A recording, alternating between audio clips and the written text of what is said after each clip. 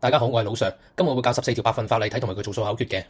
其實做百分法最重要係知市場運作。首先製造一件物品或賣貨需要錢成本，其後我哋會標高個成本做標價嚟賺錢，最後滯銷就俾個折扣促銷，而最終買價叫做售價。成本聯繫售價叫利潤或虧蝕，標價聯繫售價叫折扣。至於成本聯繫標價係冇特定嘅名嘅。至於時序，前進係乘，後退係除，又或者前進係加，後退係減，又或者前進係減，後退係加。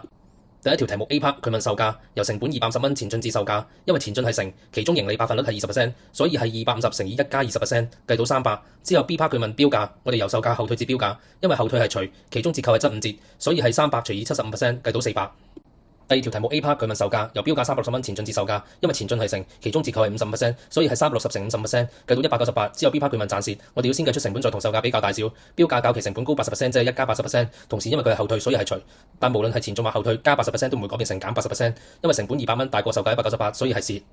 第三條題目 A part 佢問標價，由售價690蚊後退至標價，因為後退係除，其中折扣係75%，所以係690除75%，計到920蚊。之後 B part 佢問成本，我哋由售價後退至成本，因為後退係除，其中盈利百分率係15%，所以係690除以1加15%，計到600。呢條題目我哋要小心係由邊個主角出發，因為有同學會以為計成本係用標價920蚊。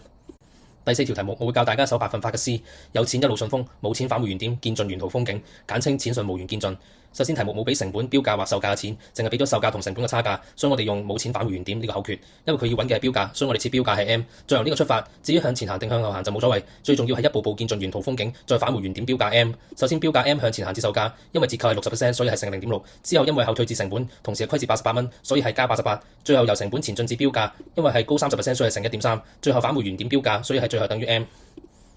第五條題目同第四條題目差唔多，其中唔同嘅位係成本同售價有兩條路，因為要見盡沿途風景，所以要用晒兩種行法。至於用邊個先就冇所謂。第六條題目我哋只係需要知道百分改變，百變公式係新減舊除舊，佢適用於任何成本與售價、成本與標價或者標價與售價嘅關係。根據事件發生順序係先有成本，再有標價，最後有售價，所以售價比標價新，標價又比成本新。第七條題目雖然佢唔係成本、標價、售價，但都可以照舊用佢嘅圖。要注意百分改變同賠率嘅分別，前者可正可負，後者必定係正。所以如果百分改變計到負數，咁搭配賠率要改翻做正。第八條題目最重要係揾翻中間人做比較，即係自乘。同時文字較同是意思一樣，係解等於，分翻左右兩邊。第九條題目我就係講 B part 解不等式嗰陣，因為指數有未知數 n， 我哋用 log 將高高在上嘅 n 拉翻落地下。log 就係玩高爾夫球，1.02係個球號碼，33萬除以30萬呢個人用 log 呢支棍棒一嘢敲打1.02呢個球，令佢飛至對面，頂住咗個未知數 n， 然後 log 呢支棍棒都唔使要啦。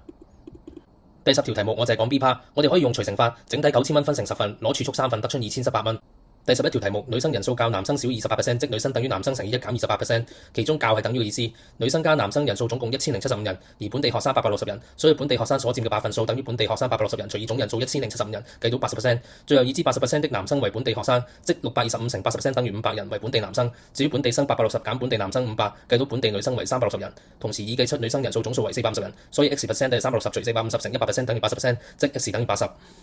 第12條題目 A part 半徑增加10%，即新半徑等於舊半徑乘1加10%，再用新半徑計到新面積。B part 百變等於新減舊除舊，即係新面積減舊面積除舊面積乘100%。